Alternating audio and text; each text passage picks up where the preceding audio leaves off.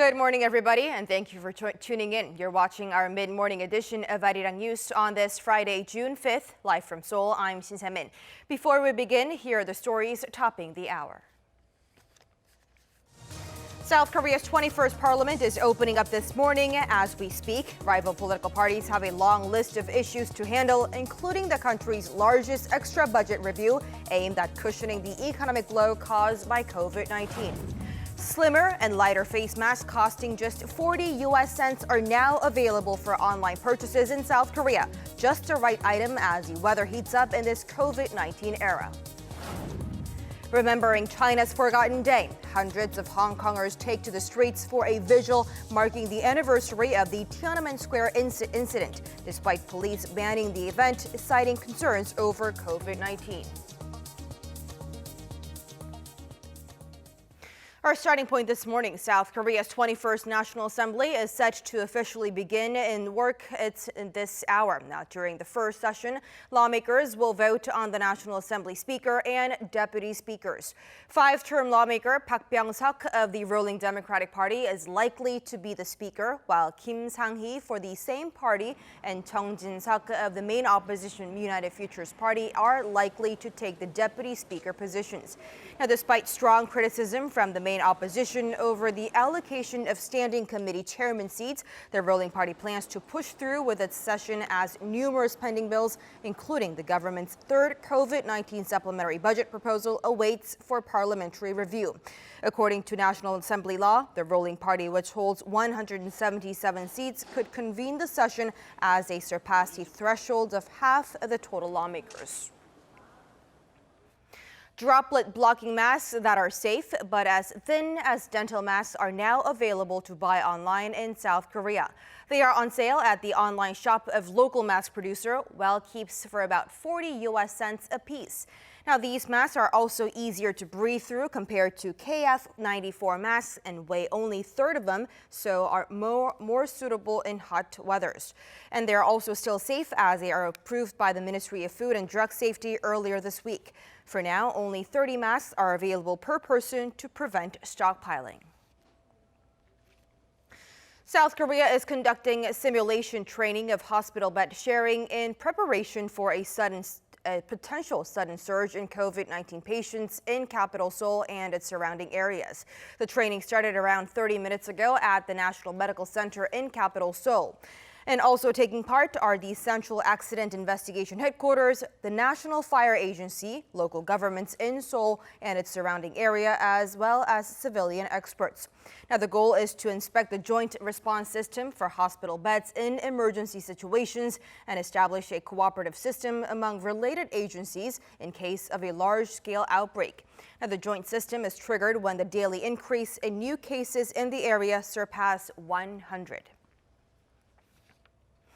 Earlier this week, Samsung once again announced its $16 billion investment in semiconductor industry.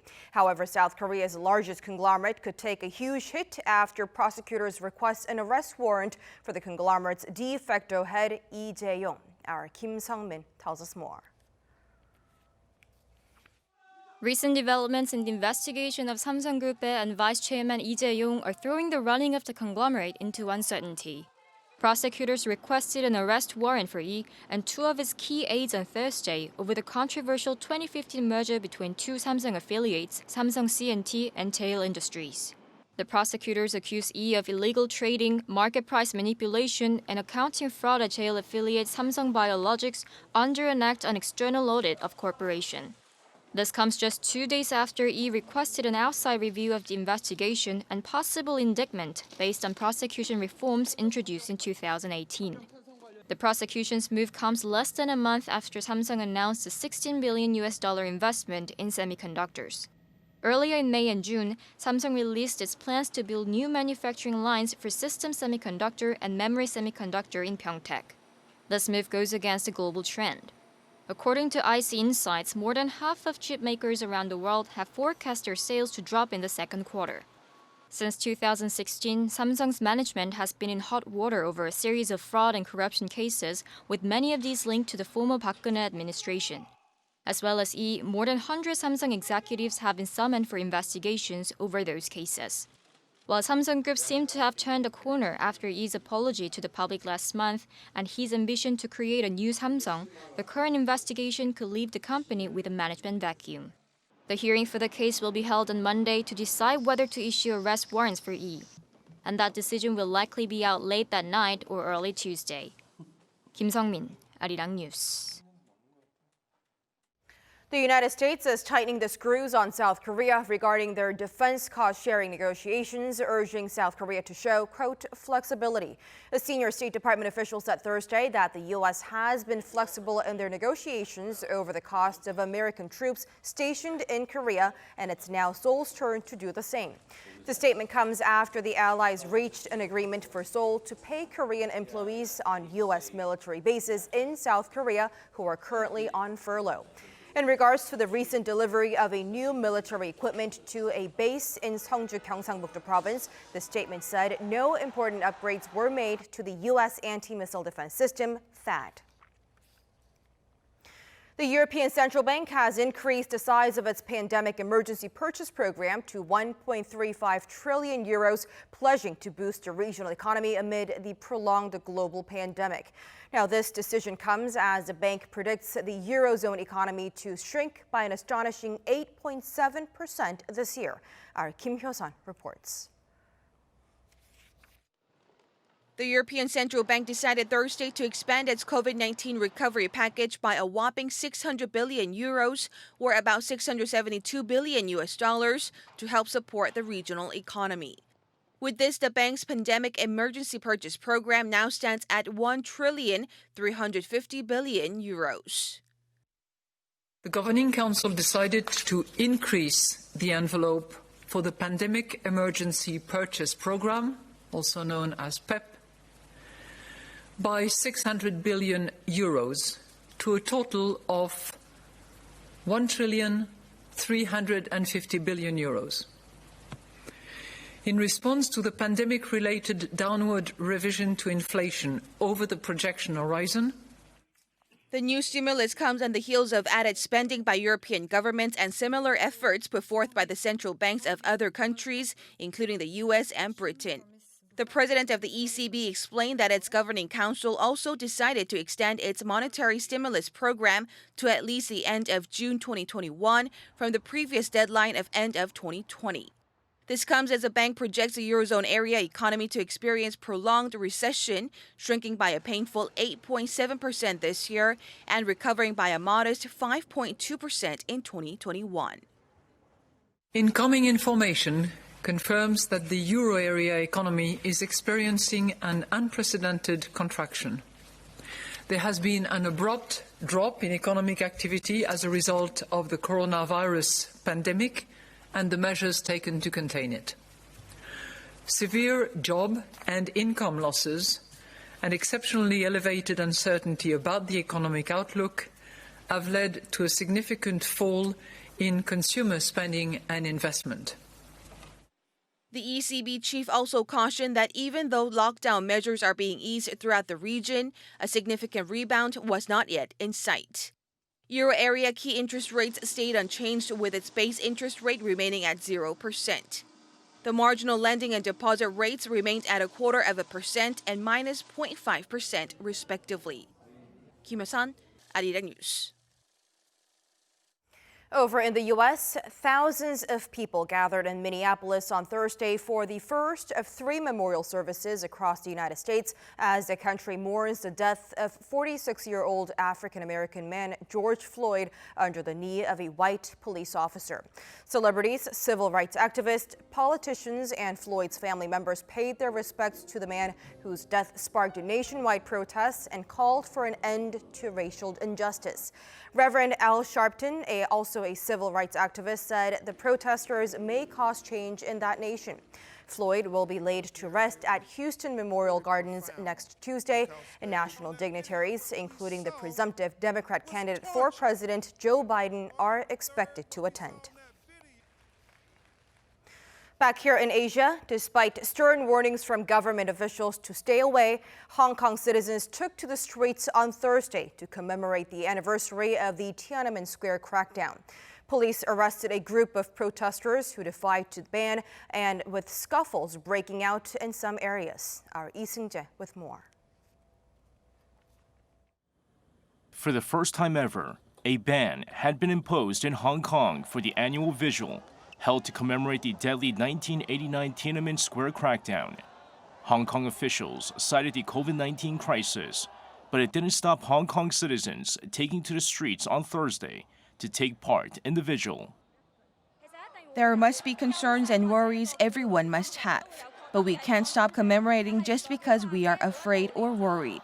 We can only do it step by step. Try our best to safeguard our freedom to march and assemble, and try to remind the people around us, our next generation, and even the older generation, how unbearable our regime is.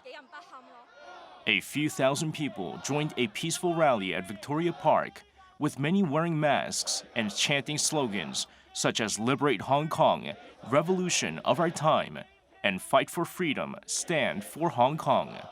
Some lit candles and stood for a minute's silence as 7 Catholic churches opened their doors for the vigil.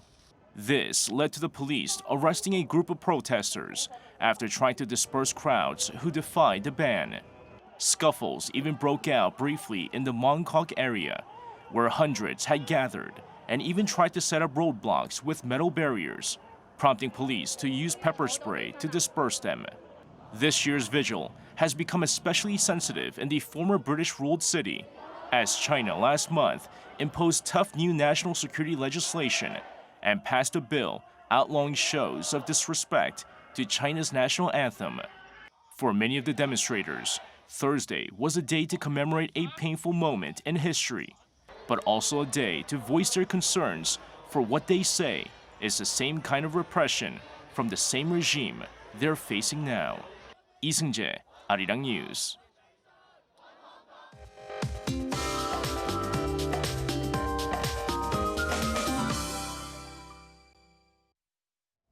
Good morning. It's forecast to be another sweltering one for those of you in southern parts of the country, with a heat wave advisory now expanded to parts of the Jeollado provinces, while the East Coast regions will have bearable temperatures today.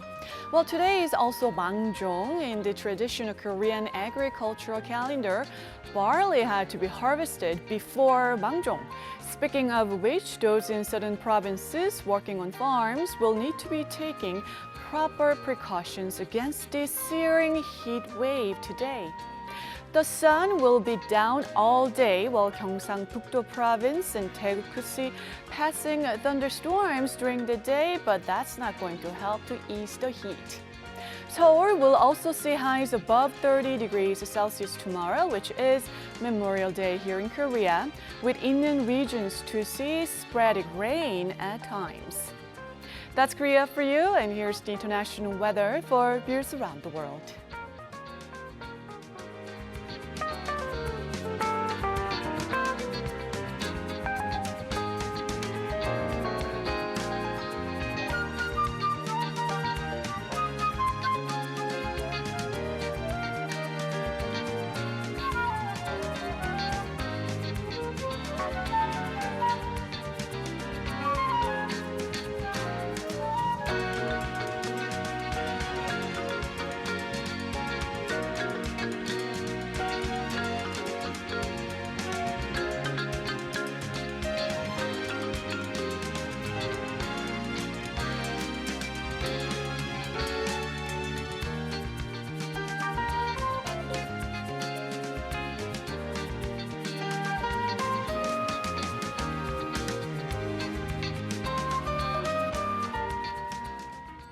Now that does it for this hour on Arirang News. As always, thank you for watching.